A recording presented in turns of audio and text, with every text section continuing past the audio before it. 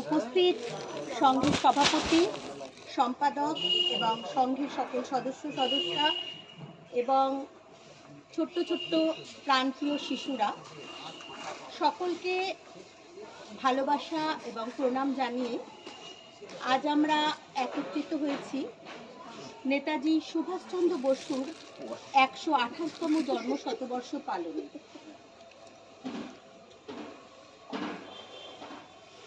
যার ভয়েতে ব্রিটিশ রাজ কাঁপে, যার শক্তিতে জেগে ওঠে রক্ত, সেই হলো বীর সুভাষচন্দ্র বসু। সেলাম তোমায় জানাই আজ বীর সুভাষচন্দ্র বসু। নেতাজি সুভাষচন্দ্র বসু জন্মগ্রহণ করেছিলেন 1897 সালের 23শে জানুয়ারি। পিতা জানকীনাথ বসু এবং মাতা ছিলেন প্রভাবতী দেবী। আমরা যে নেতাজিকে চিনি, যেই নেতাজিকে জানতাম বীর বিক্রম হিসেবে, যাকে কোনোদিনও পরাজয় মানতে দেখিনি, যে জানতো সংঘবদ্ধতা কিভাবে করতে হয়, সেই নেতাজিও কিন্তু একদিন ছোট ছিলেন, তারও ছিল ছেলেবেলা। এখানে অনেক ছোট ছোট শিশুরা আছে, তাদের স্বভাবতই তারা বইয়ের পাতায় নেতাজি সুভাষচন্দ্রকে পড়ে, তারা জানে নেতাজি সুভাষচন্দ্রের সেই আজাদ হিন্দ ফৌজ বা এসব কথা, ইংরেজদের সঙ্গে যুদ্ধের কথা। কিন্তু নেতাজি সুভাষচন্দ্রের যে একটা ছেলেবেলা ছিল, সেই ছেলেবেলা সম্পর্কে আমাদের বোধহয় সেইভাবে কোনো পাঠ্য বইয়ে পাঠ করানো হয় না। তো আজকে আমার মনে হচ্ছে যে এই যে নেতাজির ছেলেবেলা সম্বন্ধে একটু সকলেরই জানা দরকার। নেতাজি যখন মায়ের কোল আলো করে পৃথিবীতে এসেছিলেন, তিনি ছিলেন নবম সন্তান। 14 সন্তানের মধ্যে তিনি ছিলেন নবম। বুঝতেই পারছো যে সেই সময় 14টা সন্তানকে মা বাবা মানুষ করত এবং প্রত্যেকটি সন্তানের দিকে সমানভাবে ধ্যান দিয়ে, এবং সেইভাবেই কিন্তু আমাদের নেতাজিও মানুষ হয়েছিলেন। উনি যখন ছোট ছিলেন একদম এত শান্ত ছিলেন যে তাকে কোনোদিনও কাঁদতেও দেখা যেত না। তিনি কি করতেন জানো?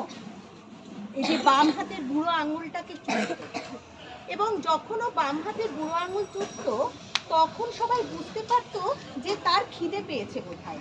এইভাবেই কাজের লোকও ছিল, তো তখন তাকে খাইয়ে দেওয়া হতো।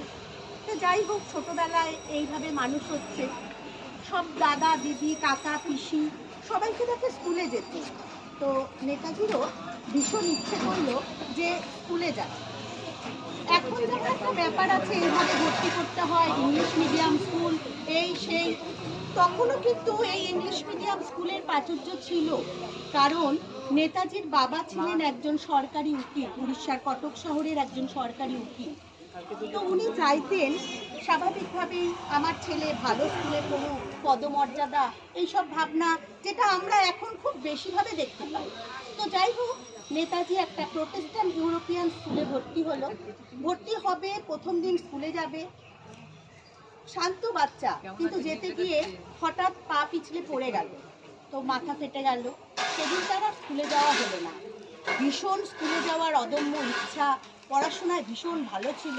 সেদিন প্রথম দিন তার আর স্কুলে যাওয়া হলো না। তারপর দ্বিতীয় দিন স্কুলে গেল, কিন্তু স্কুলের আদব কায়দা, স্কুলের জিনিস তার ভালো লাগলো না। আসলে ওটা ছিল একটা ইংলিশ মিডিয়াম স্কুল, সেখানকার চালচলন তাকে খুব একটা টানলো না। আসলে পিতামাতা যেমন হয়, সন্তান তো অনেকটা সেরকমই হয়। আজকে আমরা দেখেছি যে জানকীনাথ বসু সরকারি উকিল ছিলেন। তিনি ইংরেজদের বিরুদ্ধে প্রতিবাদের জন্য সরকারি উকিলত্ব ছেড়ে দিয়েছিলেন। শুধু তাই নয়, অসহযোগ আন্দোলনের সময় তিনি রায় বাহাদুর উপাধিও পরিত্যাগ করেছিলেন। তো সেই সন্তান, তারই সন্তান ছিল নেতাজি। তো নেতাজিও স্কুলে ভালো লাগলো না, সে তখন ওই স্কুল ছেড়ে দিল। তারপরে ভর্তি হলো র্যাভেন্স কলেজিয়েট স্কুলে। সেখানে গেছে বাংলা মিডিয়াম স্কুল। তো সেখানে নেতাজি তো বাংলা কিছুই জানে না, তো পরীক্ষা দিতে হবে, তো বাংলাতেও তো দিতে হবে। বাংলাতে ওকে একদিন গরু রচনা লিখতে দেওয়া হলো। গরু রচনা লিখবে কি, বাংলাই তো জানে না ভালো করে। এমন গরু রচনা লিখলো যে সেই রচনা দেখে সকলে হাসবে না কি করবে। যিনি শিক্ষক ছিলেন তিনিও একটু হেসেই ছিলেন, তিনি ছিলেন বেণীমাধব মহাশয়। তিনি বুঝেছিলেন যে এই ছেলেটির মধ্যে কিন্তু অনেক কিছু আছে, আজকে হয়তো গরু রচনা লিখতে পারলো না, কিন্তু ওর যা জানার ইচ্ছে আছে, তো সবাইকে বলছি জানার ইচ্ছে থাকলে কিন্তু আমরা সব কিছুই শিখতে পারি, তো নিশ্চয়ই কোনো না কোনো দিন কিছু পারবে। সত্যি সত্যি দেখলাম যে যখন প্রথম পরীক্ষা হলো 4 মাস পরে, সে পরীক্ষা দিল এবং 4র্থ স্থান অধিকার করলো, বাংলায় যথারীতিভাবে খারাপ, তো সেই কারণেই সে 4র্থ স্থান অধিকার করলো। তখন নেতাজি ভাবলো পারবো না বলে তো কিছু হয় না, পারতে আমাকে হবে। তো সেই কারণে তিনি বাংলাটাও মনোযোগ দিয়ে পড়তে আরম্ভ করলেন এবং কদিন পরেই যখন অ্যানুয়াল পরীক্ষা হলো তিনি প্রথম স্থান অধিকার করলেন এবং বাংলায় সবচেয়ে বেশি নাম্বার তিনি পেলেন। তো বুঝতেই পারছো, আমরা বলি আমি পারি না, আমি এই সাবজেক্টটা বুঝি না বলে কিছু নয়, আমাদের যদি ইচ্ছা থাকে তাহলে কিন্তু অবশ্যই সেটা হয়। তারপর আস্তে আস্তে রেভেন্স কলেজিয়েট স্কুলে পড়ছে। নেতাজি তখন বিভিন্ন ধারায় প্রভাবিত হতে থাকলেন, বিবেকানন্দের ধারায় উদ্ভূত হলেন এবং তিনি তখন কেমন যেন একটা অন্যরকম হয়ে যাচ্ছিলেন। তিনি নদীর ধারে গিয়ে বসে থাকতেন।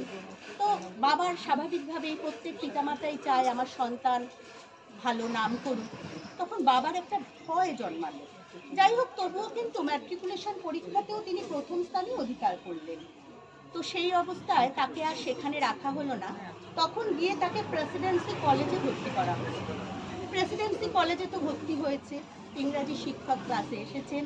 তিনি এসে ভারতীয়দের, ইংরেজ একজন শিক্ষক, তিনি ভারতীয়দের নামে অনেক বাজে বাজে কথা বলছিলেন। সেটা নেতাজি সহ্য করে কিভাবে, তার রক্ত যে জ্বলছে।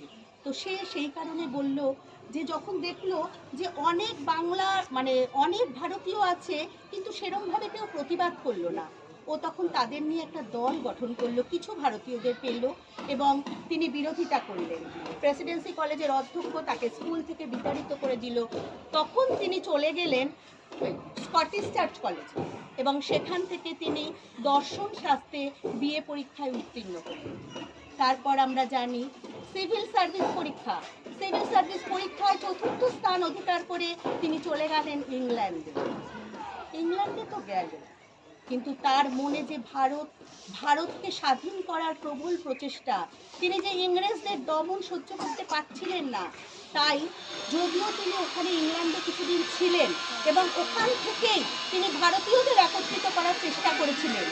এরই মধ্যে 1939 জালিয়ানওয়ালাবাগ হত্যাকাণ্ড, এই হত্যাকাণ্ডের তীব্র বিরোধিতা শুরু হয়ে গেল।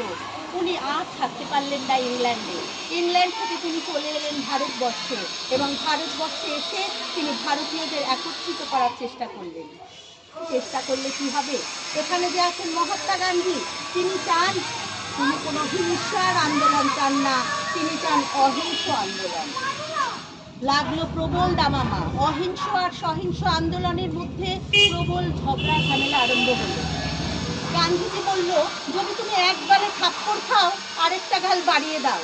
নেতাজি বলল তা কখনো হয়, এক গালে যদি আমি থাপ্পড় খাই আমি তাহলে 2 গালে থাপ্পড় মারবো, আর এইভাবেই স্বাধীনতা আসতে পারে। স্বাধীনতা কখনো চুপচাপ থেকে আসা যেতে পারে না, এক গাল বাড়িয়ে দিয়ে আরেক গালে থাপ্পড় খাওয়ার কোনো মানে হয় না। মহাত্মা গান্ধীর ভাবাদর্শ ছিল আলাদা, নেতাজির ভাবাদর্শ ছিল আলাদা। নেতাজি বললেন give me blood, I promise you freedom. তিনি বললেন দিল্লি চলো, তিনি বললেন স্বাধীনতা কখনো কেউ আমাকে এনে দেবে না, স্বাধীনতা ছিনিয়ে নিতে হবে।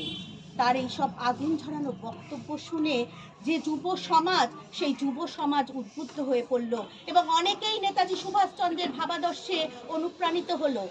এবং সত্যি কথা বলতে আজ হয়তো 1947 সালে যখন স্বাধীন হয়েছিল ভারতবর্ষ, নেতাজি হয়তো ছিল না, কিন্তু এই যে স্বাধীনতার বীজ বপন যদি কেউ করে থাকে তবে অবশ্যই নেতাজি সুভাষচন্দ্র বসু। যাই হোক, তারপরে তিনি জাতীয় কংগ্রেসের সভাপতি হয়েছিলেন। গান্ধীজির সঙ্গে বাগবিতণ্ডার জন্য তাকে সভাপতির থেকে পদত্যাগ করতে হয়েছিল। আবার তিনি সভাপতি হয়েছিলেন, বারবার এরকম বিরোধিতা শুরু হলো। আর ইংরেজরা তো বুঝতেই পেরেছিল যে নেতাজি যদি থাকে তাহলে কিন্তু ওদেরকে চলে যেতেই হবে। আর সেই কারণে ইংরেজরা কখনো চায়নি যে নেতাজি থাকুক। সেই কারণে আরও বেশিভাবে বিরোধিতা করে নেতাজিকে সরিয়ে দেওয়া হলো। যাই হোক, তিনি একটা ফরওয়ার্ড ব্লক গঠন করেছিলেন এবং এই ফরওয়ার্ড ব্লক গঠন করে তিনি যে যুব সমাজকে এবং আরও অনেককে একত্রিত করতে পেরেছিলেন। এরই মধ্যে এই নেতাজির বিরোধী স্বভাব শুনলাম, তাই বলে কি নেতাজির জীবনে প্রেম আসেনি? নেতাজির জীবনেও কিন্তু প্রেম এসেছিল। তিনি এমএলএ সেন্ট্রালকে বিয়ে করেছিলেন, কিন্তু বিয়ে করে তাদের একটি সন্তানও হয়েছিল, অনিতা দেবী। আসলে যে বিদ্রোহী মন, তাকে কি ঘরে আটকানো যায়? তিনি আবার যে বিয়ে করা সত্ত্বেও তিনি কিন্তু আবার দেশদ্রোহের কাজে নেমে পড়েছিল। যাই হোক, এভাবে তো চলতেই থাকলো। তারপরে ইতিমধ্যে আমরা দেখব দ্বিতীয় বিশ্বযুদ্ধ শুরু হয়ে গেল। 1939 সাল, দ্বিতীয় বিশ্বযুদ্ধের দামামা বেজে উঠেছে চতুর্দিকে। নেতাজি কিন্তু চায়নি যে ভারতবর্ষ এই দ্বিতীয় বিশ্বযুদ্ধে অংশগ্রহণ করুন। তখন তাকে বাড়িতে কারারুদ্ধ করা হয়েছিল। আরেকটা কথা বলি, তাকে বারবার 11 বার কারারুদ্ধ করে রাখা হয়েছিল। ইংরেজরা রেখেছিল তার এই মানে যাতে বিদ্রোহটাকে চালাতে না পারে সেই জন্য। তো যাই হোক, সেই সময়ও তিনি কারারুদ্ধ ছিলেন, গৃহবন্দী ছিলেন।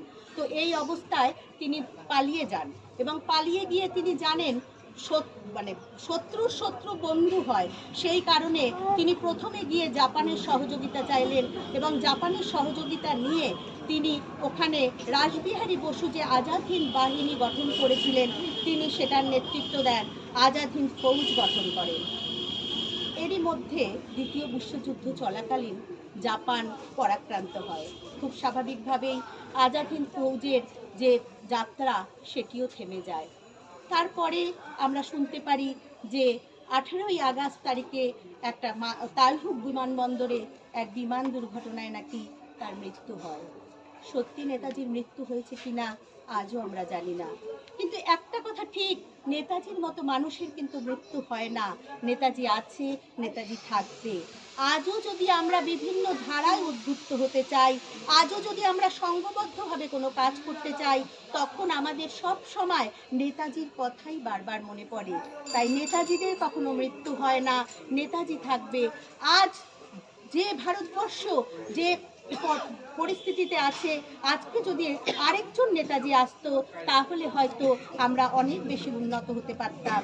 তাই বলি, নেতাজির মৃত্যু হয় না, নেতাজি অমর থাকবে, নেতাজি আমাদের মনের মধ্যেই থাকবে। জয় হিন্দ, জয় হিন্দ। দাঁড়া দাঁড়া দাঁড়া, এই দাঁড়া।